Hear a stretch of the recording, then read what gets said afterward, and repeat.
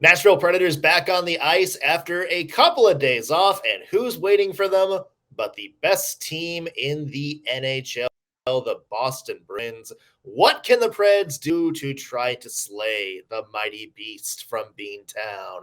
Plus, first half report cards for the Nashville Predators defense, and boy, some of these are going to be some doozies, folks. Let's talk about it today on the Locked On Predators podcast. You're Locked On Predators, your daily podcast on the Nashville Predators. Part of the Locked On Podcast Network, your team every day.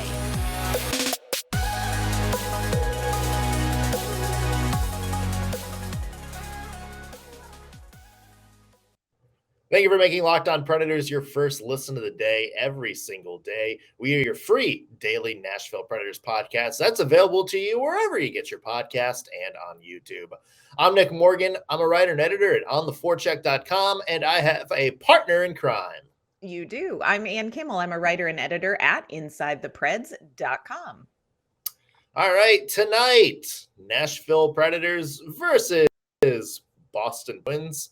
7 o'clock Central puck drop at Bridgestone Arena. The Preds have a couple of days off from their last game, which under normal circumstances, if you were a normal fan of a normal team, you would say, all right, they should be healthy, 100% ready to go. If you're a fan of the Nashville Predators, you think, dear God, please don't do that thing you do where you come out of a break looking like you just took a 25-year nap.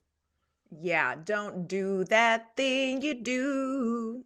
It's one of our favorite songs, Nick and I. We like that. We like that song. We like that movie. But yeah, let's not have that happen tonight. And the Nashville Predators needed to just hit the groove. We needed to hit the ground running, and that's not how the schedule panned out. 2 days off. And again, we will have hope in abundance that they took one of those days to rest up physically and to do the mental preparation.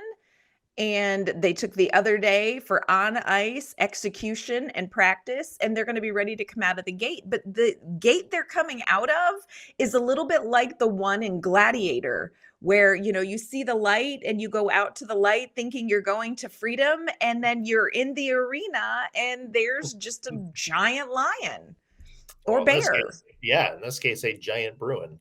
A giant Bruin. So no gentle stepping back into the groove, my friends. This is Boston. They are 48-5. Oh my goodness. They're 48-5, my friends. Welcome to the jungle. Yeah. They were at one point on pace to break that the joint Detroit-Tampa record for wins in a season, best regular season of all time. I don't know if they still are. If anybody is good with math out there that can maybe help us out with that, that'd be great. I know they've kind of lost a little bit more than usual over the past week or so. So, hey, even still, they're still by far the best team in the NHL this year. And what's surprising to me about the Bruins, and it's how they're winning. I think you have a tendency when it comes to the Boston Bruins to think of those like late 2000s, early 2010s Bruins teams, Tim Thomas, Zdeno Chara, later Tuukka Rask, Milan Lucic, Nathan Horton, guys that just, they win by beating the hell out of you and also just, limit you to like 20 shots per game, and all the shots you get are stonewalled by the goalie. And there's still certainly some elements of that old Bruins identity in this team, but you watch them play and it's like watching last year's Colorado team. I mean, This team is fast, a lot of quick decisions, a lot of sharp passes, a lot of really quick, sharp developing plays. I mean, this is a speedy team, and that's a change of pace from kind of the Bruins teams of old. Jim Montgomery has kind of done a very good job of, taking what was already a very good Bruins core and kind of refreshing them a little bit, kind of giving them a new energy, a new way to play. And it's showing off because they are by far the best team in the NHL this season. Yeah, and I love that comparison that you made to Colorado of last year. I think that is spot on. They cover so much ice so quickly, whether it is with skaters or whether it is just absolute dead on passing. They are very, very hard to defend. And again, speed, the goaltending. I mean, we do need to talk Yes. about the goaltending. Oh my goodness. Ullmark, I don't know what your workout was this summer. I don't know what Athletic Greens has done for you, but I'm telling you, this goaltender, he has a 1.90 goals against average. He will not even give you 2 goals. Like, he will not. He is stingy Mary Poppins when it comes to hockey. You will not get 2 spoonfuls of sugar. I am baffled and amazed as I watch him. And tonight, I will say this, as dreadful as it feels overall, this is going to be a great goaltending matchup between Ullmark and UC Saros. So this is going to be fantastic for those of you who are big fans of important goaltending play. I'm not sure Ullmark is going to have to, exhaust himself totally with the way the Predators have played as of late offensively. But he is, I would say, just unobjectively, he's a fun netminder to watch. Incredible. Yeah. Like we say, give Connor McDavid the heart. He's kind of locked that up already in the middle of February. I think Ullmark's locked up the Vezina. Yes. As well, just what he's been able to do, just unbelievable numbers this year. And, you look at it, you look at like the save percentage and stuff like that and think, oh, well, this is just a guy who's has the benefit of playing a really good team. And then you get to the advanced metrics and he's one of the leaders in goals saved above expected. So it's not like he's just kind of sitting back and eating grapes and reaping the benefits of, some good hockey in front of him. He is actually going out there and stealing some wins in some cases. Yeah. And he is 27-4-1. This dude has only lost 5 games all season. Yeah. Oh my goodness. He's a winner. Yeah. Friends, Ullmark, dude's a winner. Yeah. Imagine UC Saros in front of a team like that. Literally can't. Yeah. Not today. It is hard to imagine. Not today, my friend. Yeah. If you're the Nashville Predators, Anna, what do you do? Like, what do you do to win this game? I think you kind of hit it on it earlier. It's, we hate to sound cliche, but it's got to be energy. Mm-hmm. I want to see the Preds simplify. Yeah. Like, use some of that energy to not overthink. When we saw them doing very well kind of in the end of December, start of January, when they got on, a little bit of a run, even back post closed door meeting, that wonderful 3 games where the Preds looked like they were back, baby. They were amazing 3 games, weren't they? I miss those times, but they simplified things. There wasn't a lot of like setup overthinking or 4-5 passes on like a 5-on-3. They just got it, sprinted to the net. Come on. And just put it on goal and hope something happens. And they scored a lot of goals that way, or caused enough chaos where you got some second chance opportunities, were able to set up for like an extended offensive zone possession. And I want to see them do that. It just seems like over the past 3 games since they've come back from the break, there's a lot of overthinking. There's not really any urgency with the puck.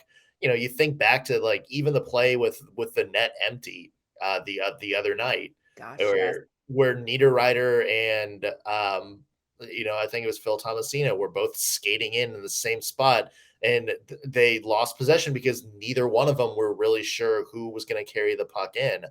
And I want that killer instinct from the Preds. Yes. I want somebody to want the puck, cut to the net, make a play, or cause enough chaos when you're speeding towards the net that maybe you open things up for somebody else. I want that from the Nashville Predators tonight. Yes, it's north-south play. We have not seen enough north-south play. We're seeing way too much, like you said, wasted east-west stuff, too many passes. And one of the things that I loved about Nashville's game during those glorious 3 games, and when they've looked at their best, they are playing with speed. I know that that's not part of the identity of this team, but they look more threatening and they play better when they kind of try to generate some rush chances when they move quickly through the neutral zone, when they're playing north-south, when they're not wasting space. And so I think that's key. As far as players go tonight, and this is not just an Ann Kimmel cliche, but I'm watching Matt Duchene.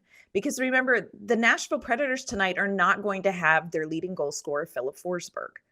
That's going to, we think. Yeah, it's pretty sure we're not going to see Forsberg. So what the Predators are going to need to rely on is some good shooting, which, again, the Predators have generated some high quality chances, high danger chances in the last game, but they're not finishing. We need the finishers. So what we're looking for is somebody with a quick release, kind of a harder to read shot. And for me, I'm looking at Matt Duchene. Matt Duchene and Roman Josi. Those are going to be the guys who I think are going to stand the best chances of beating Ullmark. And the other thing is get in front of that net. Boston's not going to give up that territory. They're not going to give up that geography easily. So whoever is net front, you're going to have to want it. Like I want chocolate or pie. Like you got to want it. But I think if you can kind of own that territory and get some tip-in goals, that's the Nashville Predators that can win games. You know, that north-south and battling for position, that's what the Predators are going to have to do tonight against, oh, heaven help us, the Boston Bruins. Yeah, you know what? The Predators need a sniper right now, and there's somebody on this team I think can actually help them out who's tailor-made for a situation like that. Young Ellie Tolvanen, he is a good goal scorer. He's got a great shot. Hasn't played a lot, but that's right. They don't have them anymore. Yeah, wrong jersey. Doesn't match. Well, too bad. So Predators, Bruins, 7:00 Central puck drop tonight. I'm just angering everybody in the fan base right now. We will be back tomorrow with a full recap of that game. Still a lot to get to today, though. It is Defensive Report Card Day. Mid-season report cards. We are going to see how the defensemen are shaping in. I have a feeling Ann and I may have some disagreements on some star players. Who knows? We'll have to see. First, though, want to mention today's show is brought to you by FanDuel Sportsbook.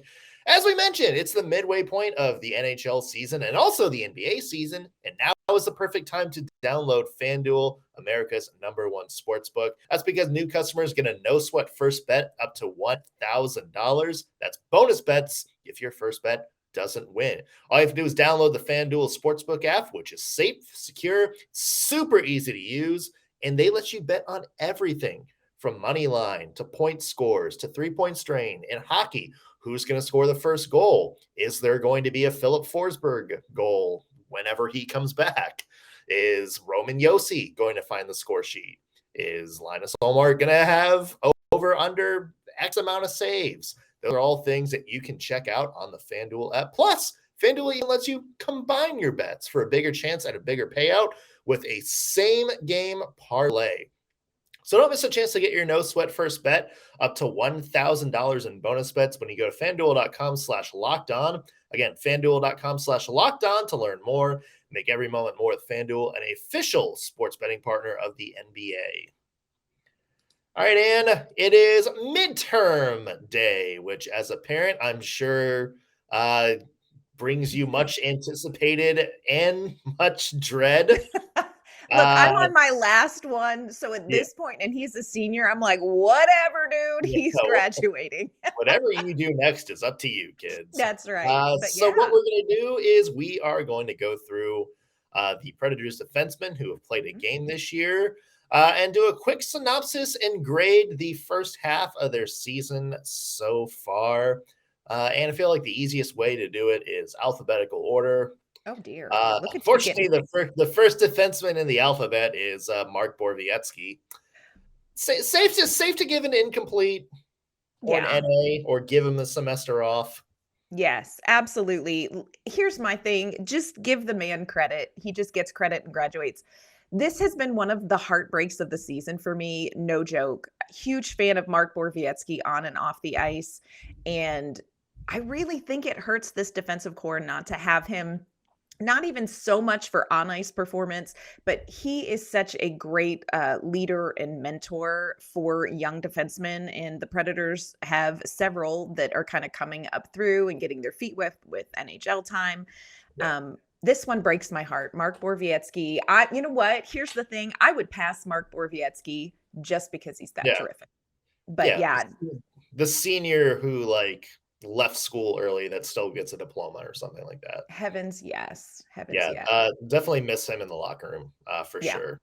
All right, Yeah. Dan, we next come to Alexander Carrier. Yes, we do. This is going to be an interesting one, I think.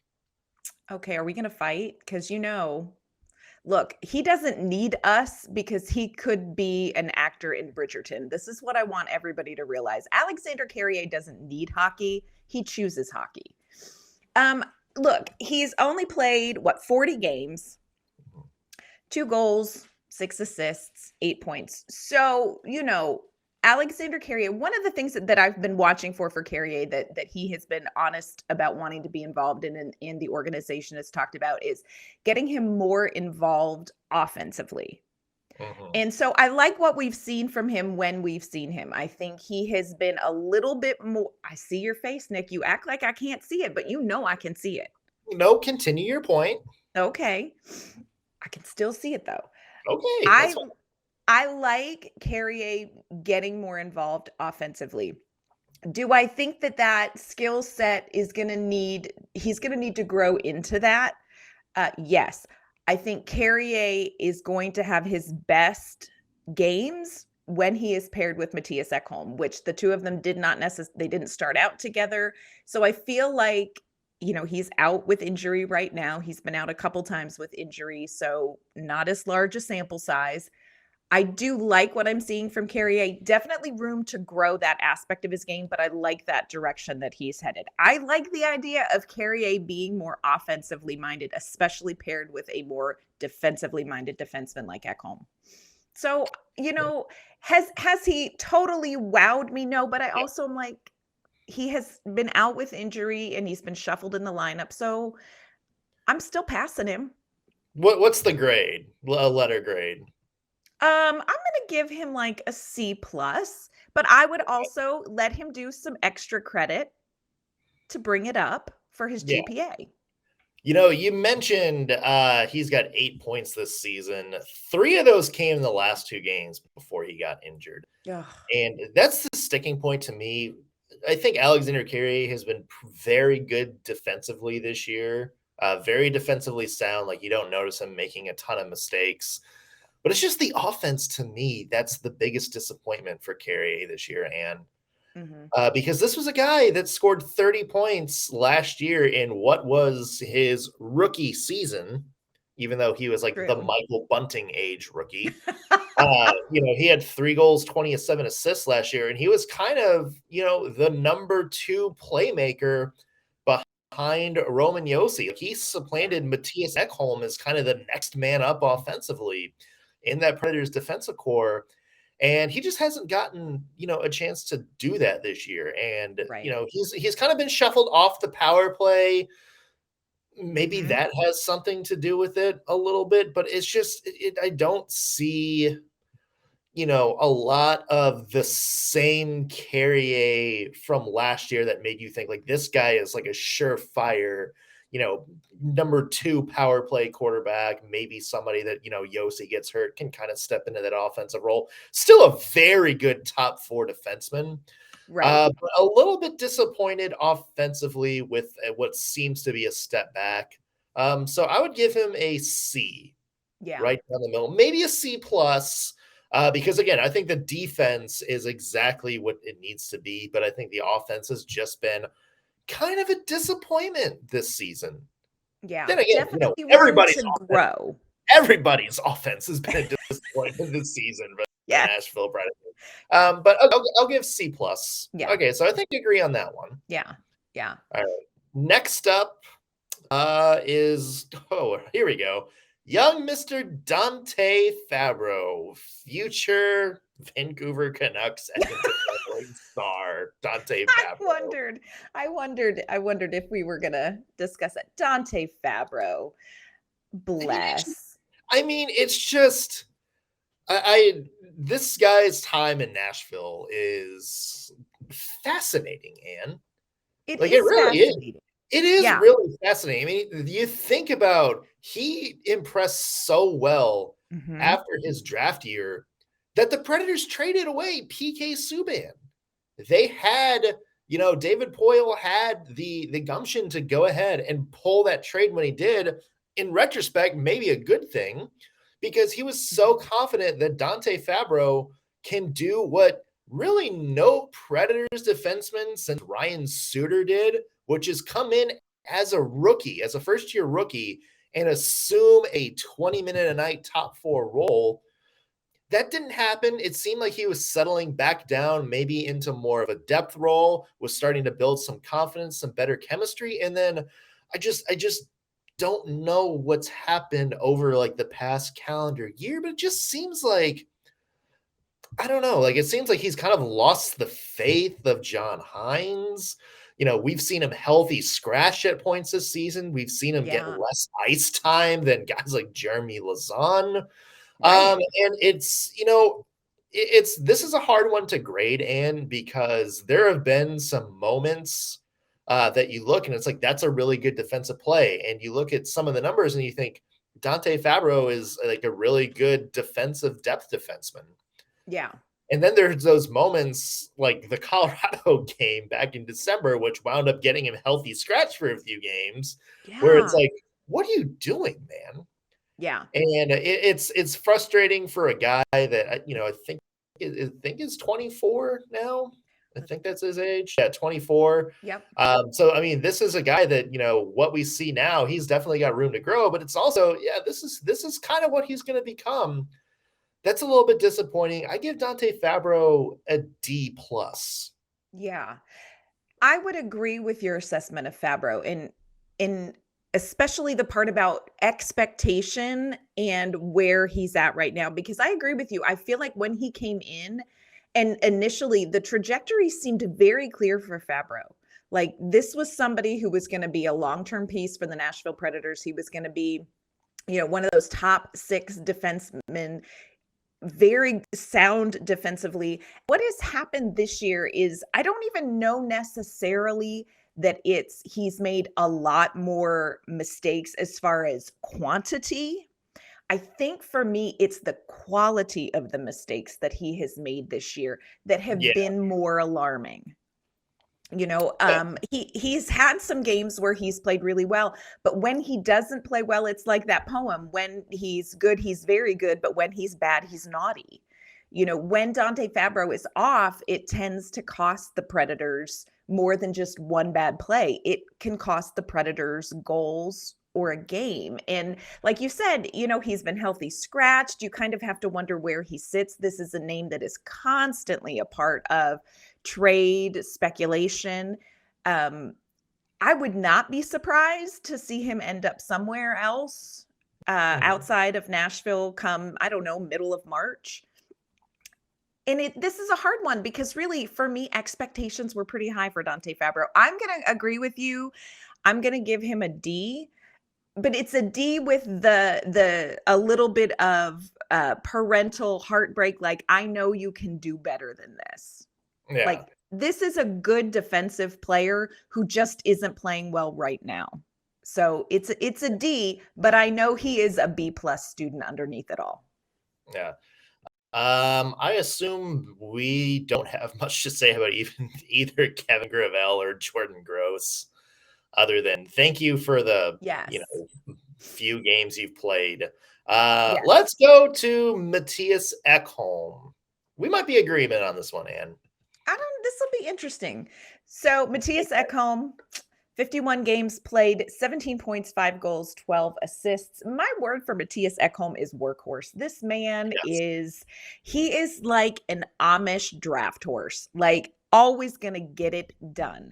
Like just solid, reliable, can't really operate the farm without him, may not be the most glamorous pony in the stalls, but he's the guy that's a lot of farm motif going on here.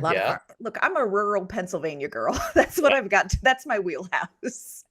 So for me, Mattias Ekholm, I think, is so vital to the Nashville Predators. Not maybe the flashiest, but I think he is one of the most important. This has been an interesting year for me watching Mattias Ekholm because it has not been a linear process finding his defensive partner. Yeah. Started out with it's going to be Ryan McDonagh and Mattias Ekholm, and I think they tried to make that square peg fit that round hole a little bit longer for both of them. Right now he is with Jeremy Lauzon because Alexander Carrier's out, but I love he and Carrier together, and I think that's going to help Carrier's game, and I think that's where the magic is for Mattias Ekholm. I give him an A minus, maybe a B plus. Here, I think he's one of the best defensemen in the NHL. I think he is profoundly underrated in the league. Here's the one area I would love to see Mattias Ekholm improve, and that is on that second power play unit. He does have 3 power play points, but like I would love to see him getting some goals on that unit and just sort of quarterbacking a group that needs somebody to kind of herd them and quarterback them a little bit better. But for me, Mattias Ekholm, he's an A minus B plus student. And if he brought me an apple, I'd give him an A plus. Yeah. To me, and Ekholm is maybe one of the very few A players on this team. And I agree. I think I would give him an A minus. You look at some of his stats this year, and he is like his defensive numbers alone are Norris quality. Yeah. Like there's some of the, like he is among the best defensive defensemen in the entire NHL this season. And you know, you don't really notice it because the Preds seemingly get, you know, shellacked 40 times a game. But you know, whenever you do go back and you watch some of these Mattias Ekholm plays, and it's you know, it seems like the calmest waters are whenever Ekholm is on there. Even when the other team has an offensive zone possession, they don't get a lot of good looks. I mean, they have a lot of possession, but Mattias Ekholm and really Alexander Carrier are always kind of in that same space. You know, and I think Carrier helps, but I also think having Ekholm as a defensive partner helps Carrier as 100%. Well, because they're a good fit. So to me, you know, I agree. I would like to see him a little bit more offensively sound, but you know, at the age Ekholm is, for the role the Preds probably need him to be, which is that stay-at-home guy, not really that, you know, kind of puck carrier guy anymore. Yeah, I would say Mattias Ekholm is playing the role that the Predators, you know, have given him. So I give him an A minus. Yeah. Next up, we got to start going through these a little bit quicker. Okay. Here's one that's not going to take a short amount of time. Roman Josi. Roman Josi. Whoa, okay. Okay. Now, Roman Josi, this is a grade that we put out for vote on our YouTube channel. And I want to say that Roman Josi has been awarded a B with 65% of the votes. So I think fans are feeling a B grade. 31% of the votes were an A for Roman Josi. Now, let's talk through a couple of things just real quick about Roman Josi. First of all, Roman Josi is one of the best players on the Nashville Predators roster. Points leader, he has 44 points, 13 goals, 31 assists. This has not been Roman Josi's best season, and not just because it is juxtaposed next to Roman Josi's best career season of last year. I think this has been a tougher season for him. He really struggled once the team came back from Europe at the beginning of the season. And again, just kind of getting the defensive pairings situated, I think, has cost him something. We're not seeing from Roman Josi the amount of offensive production that I think this team needs from him and that this team relies on for him. He is as elite a playmaker as there is on the Nashville Predators team. Goal scoring, skating, he's as good as this team has. But the downside is it's not converting, I don't think, the way that we saw it convert before, and I'm not sure why. So for me, Josi is this is not an A season for Josi. This is a B minus because he's always so damn polite in class. I would go further and say C. I mean, Ooh. and here's the thing, like, a lot of Roman Josi's play, it's coming in spurts. Yes. And you think back to, what do the Preds need Roman Josi to be? We need him to be that number one all-star defenseman. I mean, that is how we were good the past 2 years. Like Roman Josi, UC Saros, the two guys that Yes. single-handedly kind of saved the franchise from starting a rebuild 3 years ago, just because they were on the peak of their game. And I asked myself, has Roman Josi been that guy this season? I don't think the answer is yes. And Yeah. you know what's the jarring thing about this season, Ann, is how many times have we done recaps where we've said this was not a good game from Roman Josi. It I know. seems like Yeah. it seems like we have said that more this season Yeah.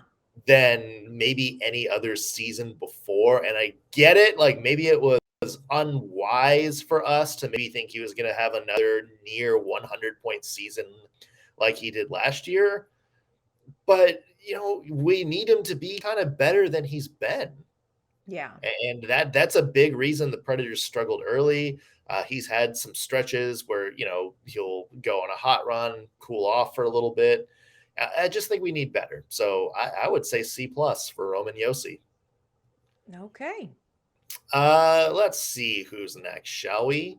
I believe this is one Mr. Jeremy Lauzon. Jeremy Lauzon. Yeah. Jeremy Lauzon is an interesting little creature for me. I don't know quite what to make of him. 25 years old. He's got 3 goals, 3 assists in 44 games. Jeremy Lauzon, I feel like, was sort of the scapegoat for a lot of defensive issues last season. I feel like he was sort of not in favor in a lot of ways. He was look, we've got to step up from this. I actually feel like Jeremy Lauzon has had a pretty good season this year. I agree with you. Yes. I feel so much more comfortable when I watch him on the ice this season than I did last year. So for me, and I'm not sure I can even put my finger on what it is, but I feel like Jeremy Lauzon is definitely improving this year. And I think, he has earned back any of the doubt that kind of crept in and was kind of circulating among the fan base. I really feel like he has had a solid year for what the Predators need from him. Yeah, and that's, I think, what kind of gets me to my point on Lauzon is, what do the Predators need from him? Mm-hmm. They just need a solid, number 6 defenseman. Yes. That's it. A bottom pair, somebody to go out there and kill penalties, somebody to basically go out there for, 16, 17 minutes a night and not screw up. And he's had some, let's say not well thought out penalties. Maybe that's the only knock against him. Yeah. But for the role in which you're asking Jeremy Lauzon to play, again, you have to put this all in context. When we do these grades, when we give Jeremy Lauzon a better grade than Roman Josi, we're not saying Jeremy Lauzon has had a better season than Roman Josi. We're just saying it based on what the expectations for him are. Is he meeting those expectations? And for me, I would say Jeremy Lauzon's B+, because I think you're getting what you expected to get out of Jeremy Lauzon, which is good because you're paying him for 3 more years after this. So yeah, you better make it a good one. I think it's interesting that with the injuries to the defensive core, the choice was to put Lauzon with Ekholm and not Fabro. I think that may be showing how the organization feels about what they've seen from Lauzon too. So, or what they've seen from Tante Fabro. Either way. All right, Ann. I'll let you take us home. Ryan Patrick McDonagh. RPM, as we have taken to calling him in my house. Look, I will fight to the death over Ryan Patrick. Has this been his best season? No, it has not. 44 games played. He's only got 1 goal, 10 assists, 11 points. Definitely not on pace to duplicate his last season numbers with Tampa Bay. But look, Ryan Patrick has had himself a rough go. He had that horrible, horrible injury where he took the puck to the face, missed a bunch of games. But look, here is what I want to say about RPM. you had to find him the right spot. And I think that they have kind of found that. They found that he and Ekholm, which looked like it could work with some adjustment, didn't work. They have found him his spot with Roman Josi. And that, my friends, is a little bit of kismet. Like, that right there is magic happening. I love Ryan Patrick McDonagh. I think that he is a hockey defensive artist.